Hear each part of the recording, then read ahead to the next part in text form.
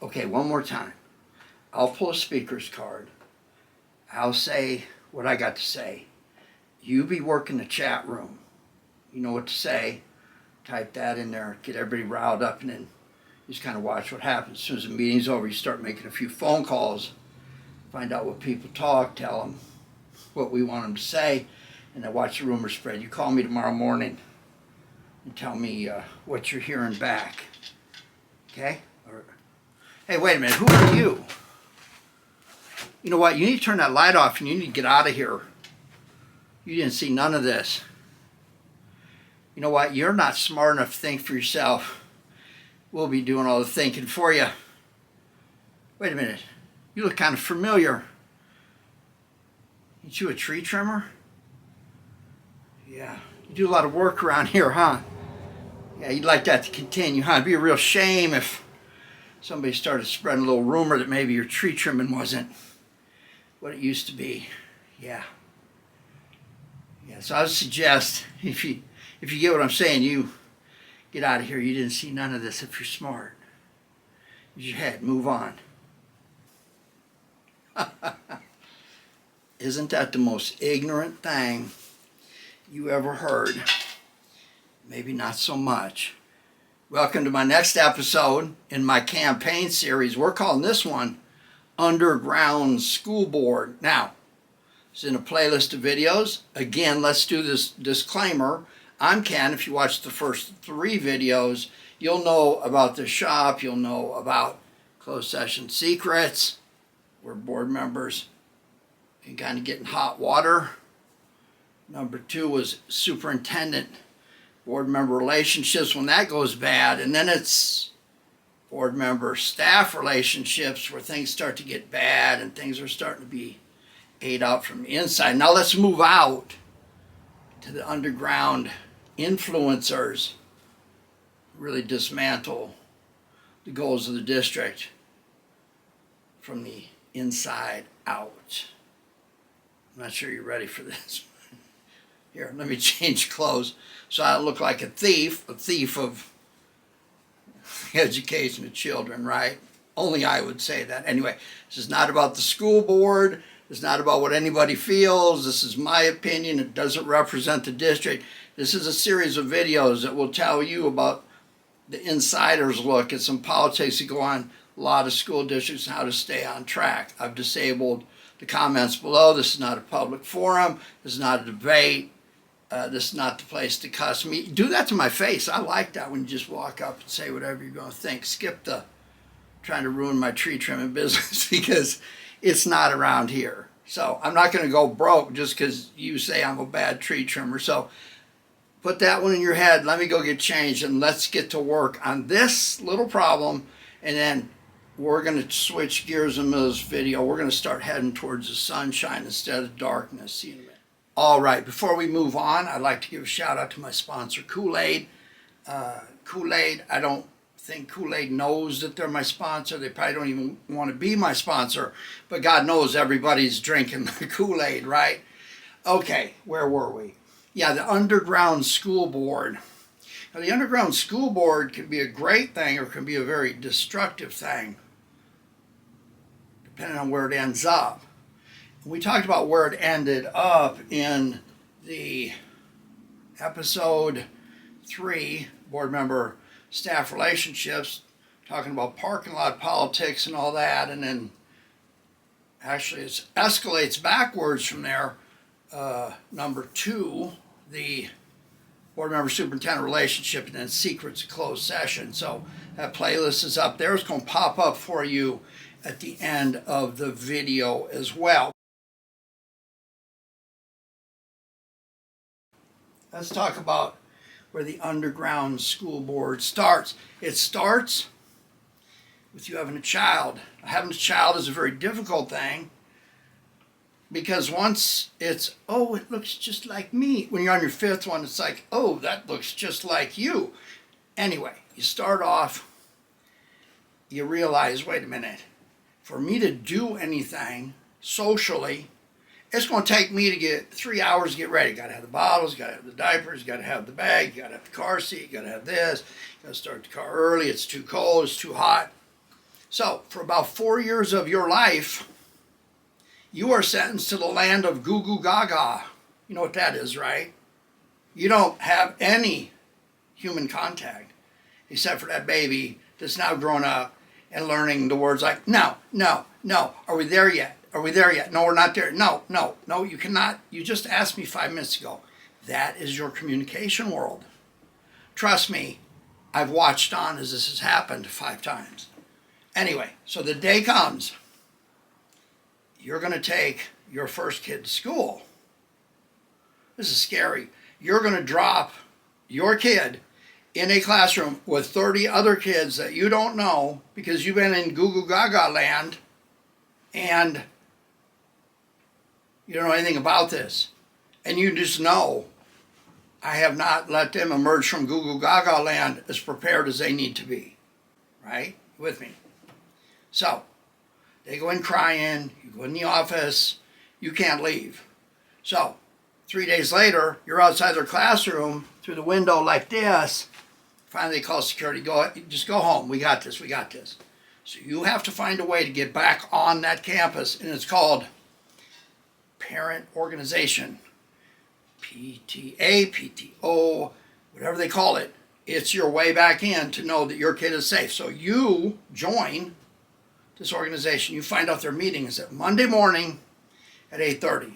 So you're trying to make yourself look presentable because, again, you haven't been in the social world for so long that you've turned into a goo goo gaga yourself. So day comes, you open the door.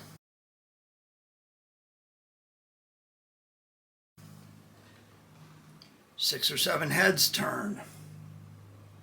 Critical look. Who are you? You've come into the secret zone. You've come into the small world of the influencers who decide what to do. You sit down, that was your first mistake. Next mistake is they ask you who you are. You don't realize this is a rhetorical question. It doesn't matter who you are or what you are. You're just the new guy, the new person. So you raise your hand, you have a question. It's always the stupidest question that's ever been asked. Then you make the fatal error, hey, I have an idea. No, you don't. We'll make the ideas here. You're new here.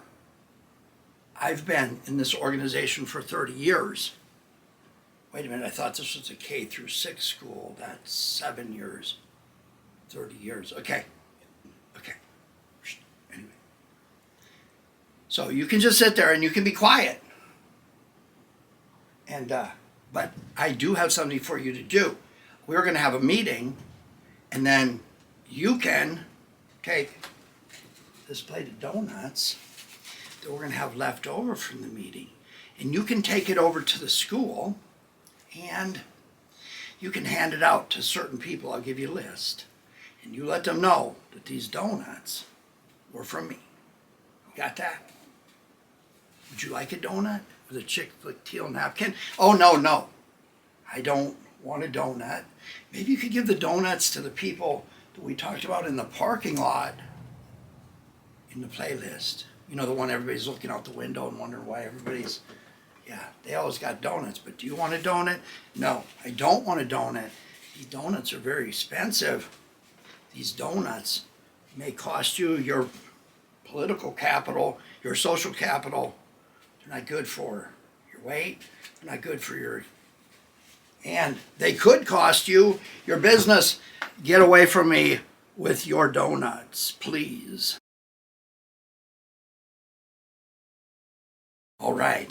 That was not a very pleasant experience from somebody just coming out of Goo Goo Gagaville, right?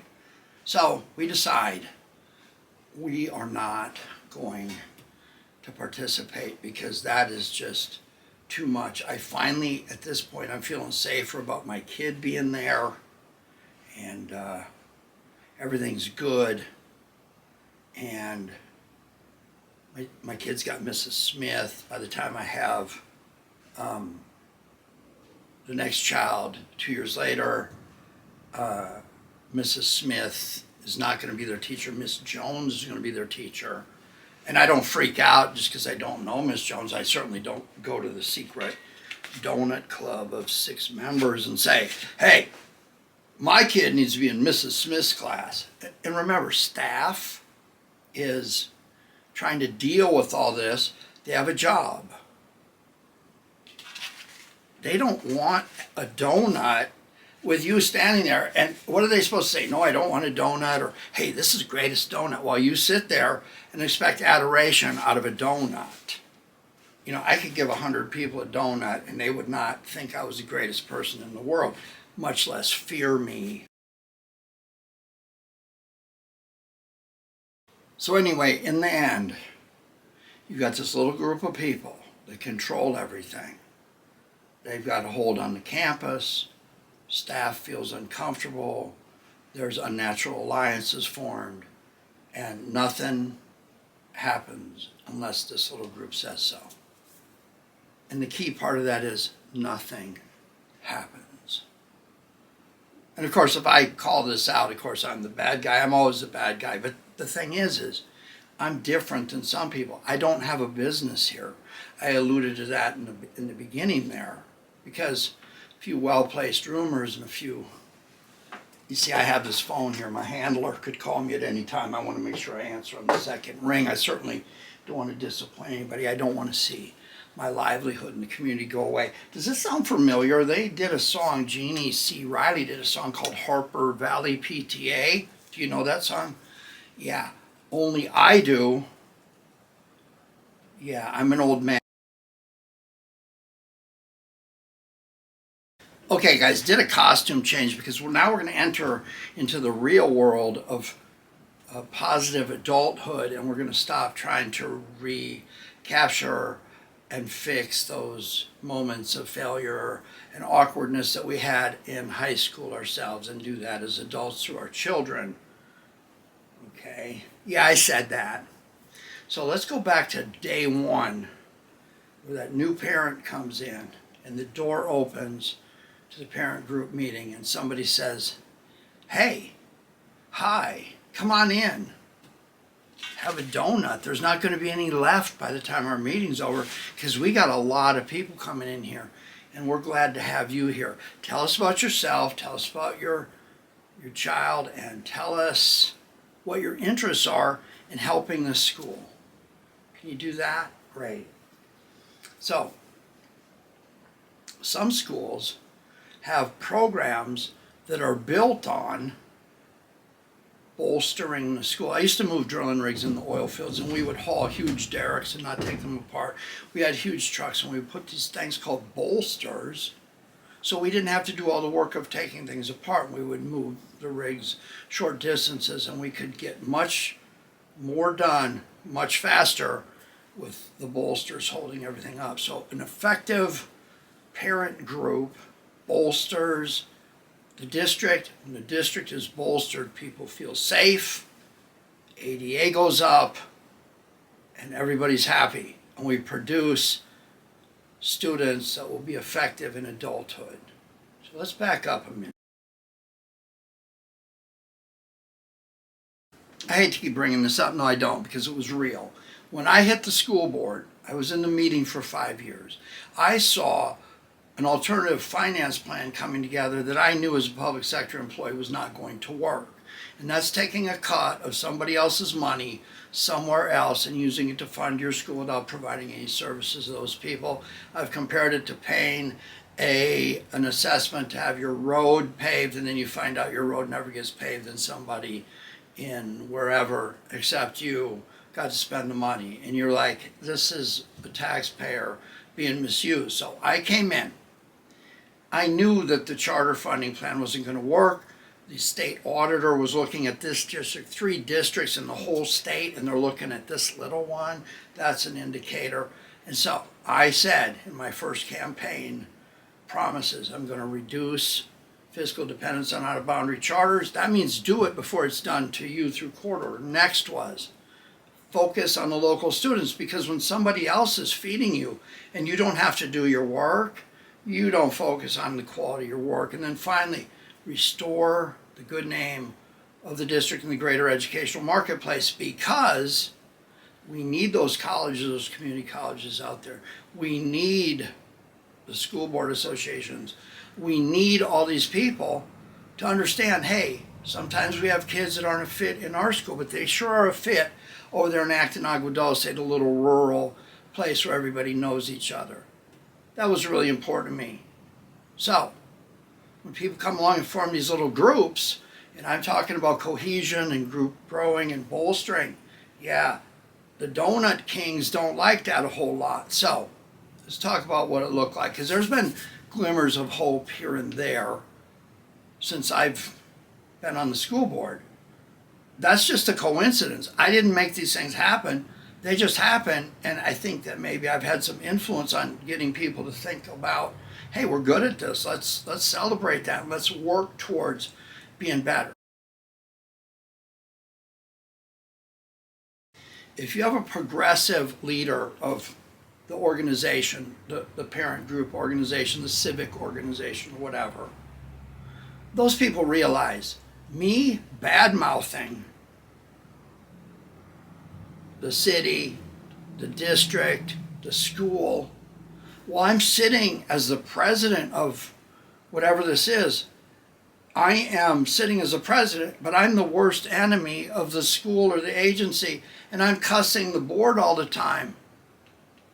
Do people really want to be a part of that? So, there was a group here, and there was a lot of talk about, well, you know, the district is top heavy. I don't understand this program, I don't understand that program. There's no plan, nobody's communicating. So this group put together this thing where the person on the school board that put the strategic plan together, because they're a professional educator, it's not an endorsement, it's just reality, works for a much bigger school district, and over there is the expectation of a strategic plan. I have one at work. Most progressive agencies have one because taxpayers want to know, where's our money going? What are we doing? What are we good at? What do we need to improve? And when you can communicate that, you get customer confidence, and then your agency operates at a much higher level and is held in much higher regard. So anyway, what is the strategic plan? The strategic plan person come in, explained it, and then it was, what about all this finance stuff? What's going on?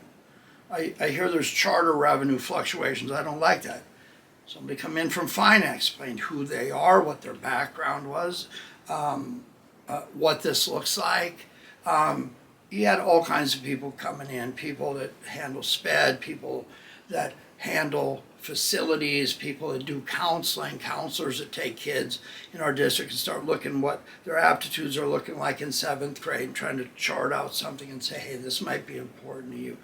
At the very end of it all, they brought in a guest who was an alumnus going back to the days when our school, our high school, was a bunch of collection of trailer houses that were bought up when AADUSD went on their building boom, and we bought these up, and he graduated from what they were calling trailer trash high school.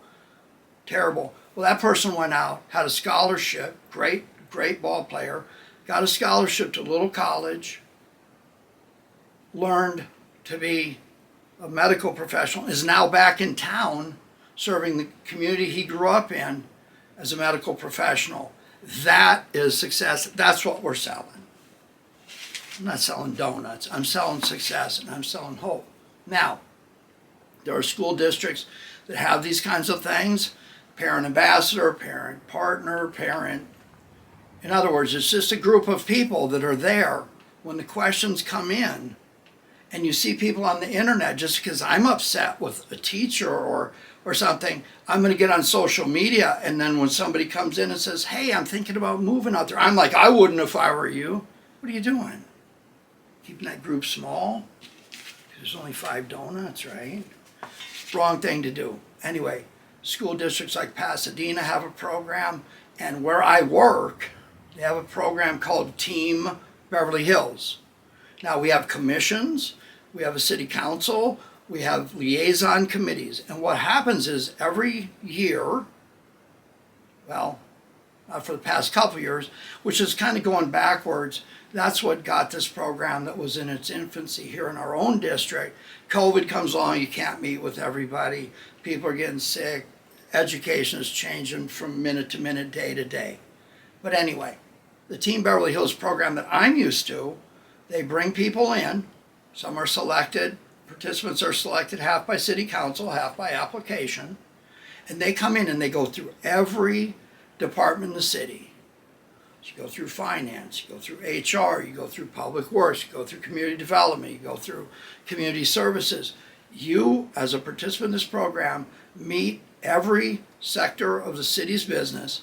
You meet the director, you learn about who works there, how many people work there, what the budget is, what their capital improvement project plans are.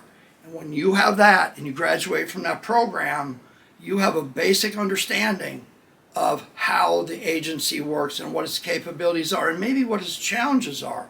Then you start looking at yourself and saying, you know what, I've got an expertise in that. I think I can serve the city like this. So there is an underground school board. There is an underground city council. That's a group of people that are ready to come forward, informed enough to step on to a commission or a liaison committee and get to work and be effective and bolster up the city, the school district, whatever agency you got. So it's necessary that you do have, I don't want to call them underground now, we're going to talk about future, we're going to talk about succession planning. It's good that you have those things in place. Nobody's steering anybody.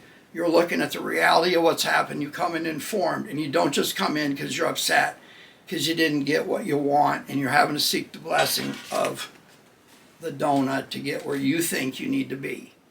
Okay, so what does all this mean to me personally? Well, I can give you kind of a testimony of what it means to me. In my 2 decades of public service, I have had numerous occasions, typically annually, to be a part of the Team Beverly Hills experience. So I have people coming in, they have questions about the trees on their street, they have questions about the contractor, how things are done, why this is this, what the liabilities are, all those kinds of things. I have literally seen 1,000 people come through. And each time someone gets on a commission, applies for a commission, or seeks city council election, one of the things that carries a lot of weight in that town is you have been a graduate of this information program, okay? And when you can get school board members out of there, they have given of their time just like any volunteer, but understanding what is really important to me in my civility statement. That was my initiative as the board president in 2020. And number 4 is understand the policies and procedures of the district. So that's how you get informed, and these community groups can be the instrumental and most important into giving you good quality informed candidates. So there's no catch up to do. You just come in. Once again, I'm going to give you a link to a tongue-in-cheek video I did a couple years ago about what makes a good board candidate, an ability to come in with something, some understanding, and to build consensus so we're moving things ahead, not constantly fighting with each other and going backwards. Remember, bolster up the community. I'm going to have the opportunity a week from today to meet with a liaison group in the city where I work, and they are going to introduce me to a group of younger people who could be anywhere from high schoolers all the way up to people in their mid-30s who have expressed interest in becoming involved in the future of Beverly Hills politics and governance. And I'm going to sit up and talk to those people, tell them about my career. They want to know me as about an individual. We might even talk about guitars or whatever, what my kids are doing, and what even my school board service looks like. So I'm going to have an opportunity to tell people about what the program that I manage looks like. And then I'll see these faces down the road and think, you know what, I got people who understand what I do right away, and we can stop questioning why we're doing what we do and think about how we're going to move it forward to make it better. That's what keeps the city I work for at the top where it needs to be, and that's what's going to put our district where it needs to be. So look ahead. You're going to see this program where you know your district pop up in the future, and that's what you got to participate. And when that door opens up and that parent sticks their head in for the first time, make them feel comfortable. Let them know about what the good things your group does. Have them understand how you benefit. Put a hands-on benefit to making it a better place that we can brag about. Kids come in, we don't look to side show funding to get where we need to be and worry about things. My job is to make sure that this district is funded, that we limit liability exposure, and we offer the kinds of programs that give our students a promising future even into adulthood. That's what I'm all about. Now, as usual, I'm going to talk a little bit about the guitar I have here.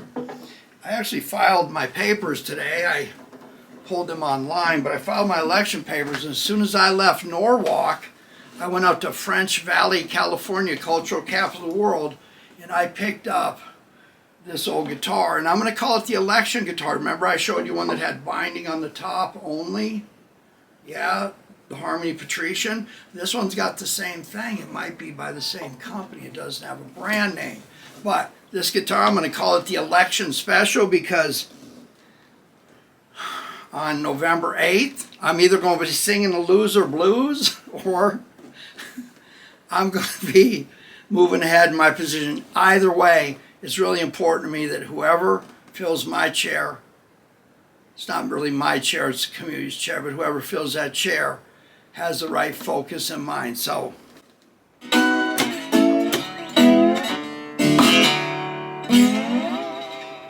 I'll see you next time.